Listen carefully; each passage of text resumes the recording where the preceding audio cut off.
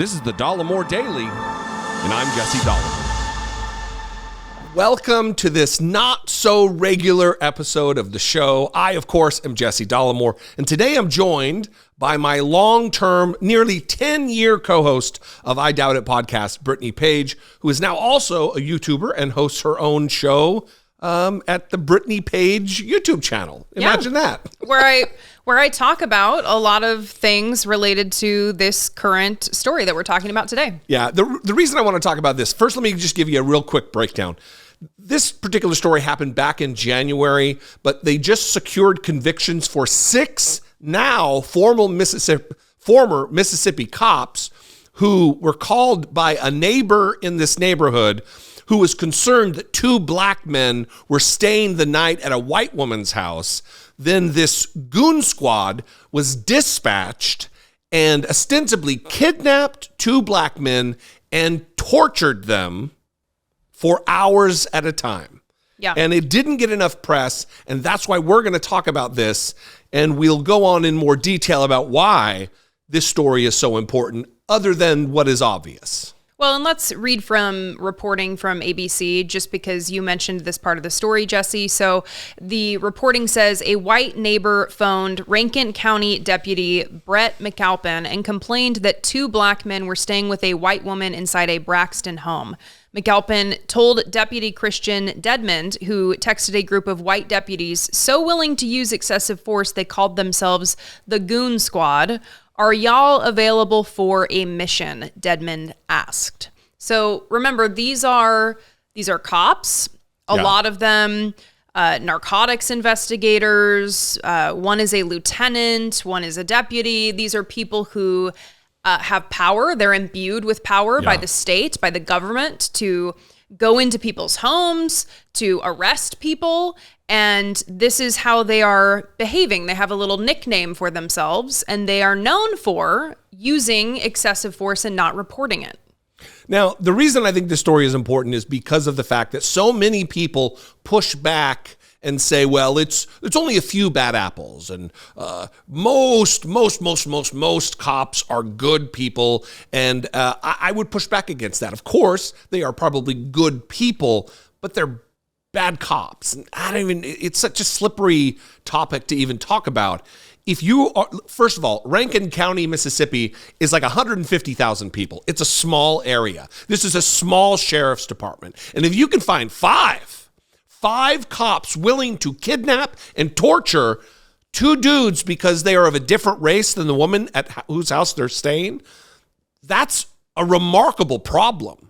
And then think about the rest of the sheriff's department who know these dudes, who know how they act, know how they think, know how they talk about black people, and they didn't do anything. We had to find out, because of this torture and kidnapping, that there were this many people in one single department in Mississippi that were a problem. That's why we're talking about this. Right. And the details from insider reporting are very, very disturbing. So let's start just with how the attack began.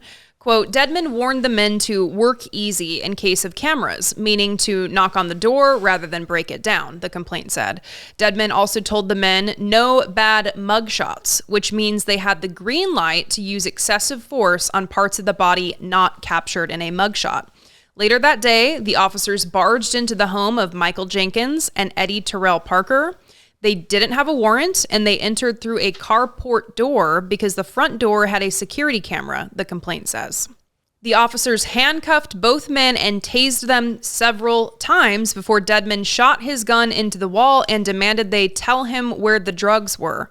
While Jenkins and Parker insisted they did not have drugs, the officers began calling the men racial slurs and told them to, quote, stay out of Rankin County and, quote, go back to their side.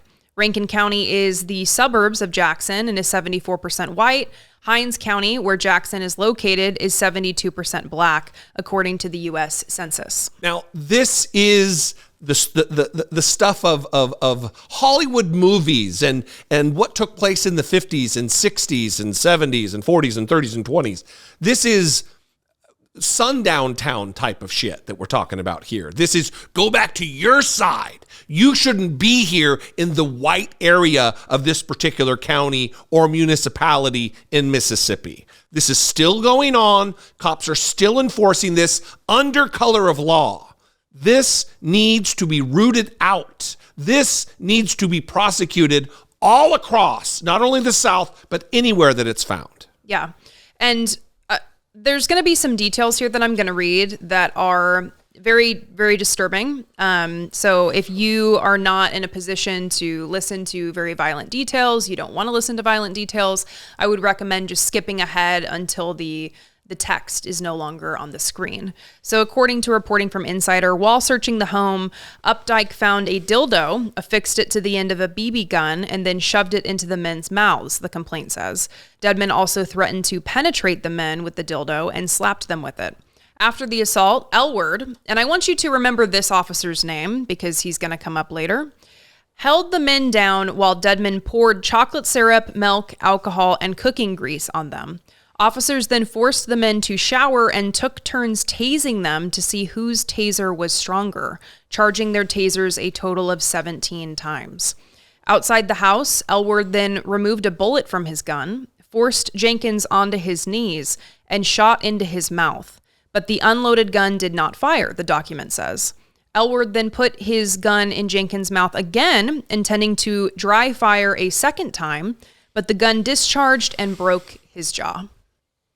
I mean, these are disturbed people. These are sick people. These are people, like you said, imbued with power under the Constitution of the United States. Men who ostensibly rose their right hand and swore an oath to the Constitution, swore an oath to the proper execution of their duties, to protect and serve.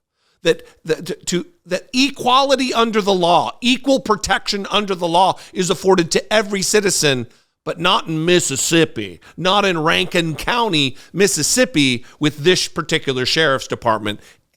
And don't confuse yourself, likely many others across the state. Well, and there is this divide between the people who, quote unquote, back the blue and the people who want to, quote unquote, defund the police. You have these two groups. And for the people who back the blue, shouldn't they be all over stories like this and outing these police as bad characters? And we don't want people like this being in the uniform. We don't want people like this in the force, trying to get rid of this in police forces. But instead they push it down. They don't want to talk about it because it lends credibility to the argument that, hey, maybe this system is broken beyond repair and needs to be rebuilt. Yeah, completely. And it's not even the black back the blue people, the thin blue line folks with their goofy flags that made themselves popular after Black Lives Matter came around. This is also, wouldn't you think other cops would want to root this out because it makes their job, if they're good cops, even harder? You see, these people that are now finally convicted, they have a history of violence and brutality that went unchecked until this particular incident. This incident also follows a typical pattern in that I found the report, the incident report that the police filed. Yeah. And they turned it over to Insider, and almost the entire thing is redacted. There's very few lines that you can see, but I read you the details of what happened. The details that all 6 officers have pleaded guilty in the case of what happened. Yeah. I want to read now what they submitted, what they said happened. They said, on January 24th, 2023, I, investigator blank, we don't know, along with other deputies, responded to a report of narcotic activity. Now, we know that's not what it was. Right. We know it was a racist phone call that they then all agreed to team up and use excessive force, go torture people. Remember, Goon Squad. Then they say that they, upon arrival, I came in contact with a black male, Michael Jenkins, and then it's redacted, and all you can see is 2 bags containing what appeared to be methamphetamine. We now know that was planted there by these cops. Yes, so is the next line, I noticed a firearm. Also planted by and by the way, this isn't in contention. This isn't a supposition on my part. These are facts that were established during a trial, or excuse me, not during a trial, because they pleaded guilty to all of the things I'm saying. Well, and remember what I was saying about how they were playing basically Russian roulette with this man. Yeah. And shot him while he was bleeding on the ground. They went outside and tried to formulate a plan for how they were going to cover this up. But instead, what they write here is that they called dispatch to send medical to our location. Once medics arrived, Jenkins was transported by ambulance, and he was booked on possession of drug paraphernalia. So they charged him with a crime he did not commit. Yeah, so rather than explaining that it was attempted murder, torture, kidnapping, it was he got booked for a crime after they tortured and almost killed him. Right. The good guy, just a few bad apples, though. Well, and along that line, at least 5 people have died in the custody of the Rankin Sheriff's Department during an 8-month period in 2021.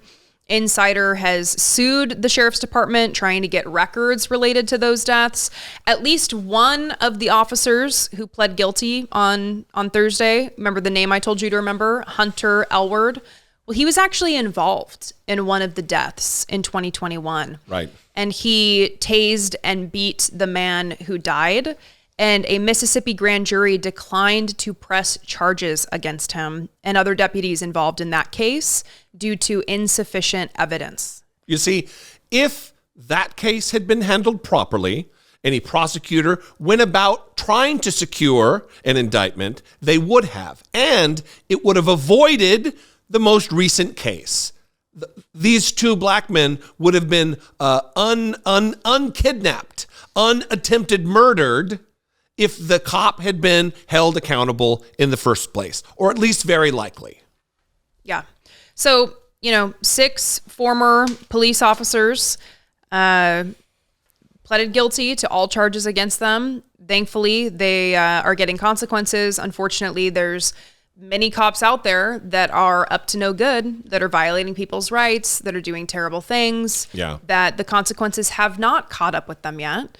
And I think that's disturbing. And hopefully people can recognize these stories, read about them. Don't avoid them when you pass through them in your social media feeds. Read about these cases where there are violations of people's rights, because you may find yourself joining the chorus of people who say, you know what, maybe there's a better way to spend these resources, because continuously investing in training is not getting us to where we need to be with these police departments. Yeah, and let me end by saying this, that this happens too often to be an isolated incident. This is happening with regularity all across the country, not just in Mississippi, not just in the South, not just in these more problematic civil rights type areas relative to history. This happens everywhere. This happens in Meridian, Idaho, which is a suburb of Boise. So let's have a conversation about how we reform policing from the bottom up. We would invite your participation in this conversation. You can call, leave us a voicemail, 714-576-4054. Of course, you can email daily@dollemore.com. Follow me on social media. I am at Dollemore everywhere. And I am at Brittany E. Page everywhere as well. Follow Brittany. Subscribe to Brittany's YouTube channel. She covers a lot of things in a lot of depth that sometimes I don't get the opportunity to do because of the fact that I cover so many topics every day. Please subscribe to her YouTube channel, follow her on Twitter, and follow and subscribe to the podcast, I Doubt It Podcast. Anyway, I love you guys. I appreciate you very much. Thanks for joining me today, Brittany. Thank you. You are the best. Be genuine. Take care of one another.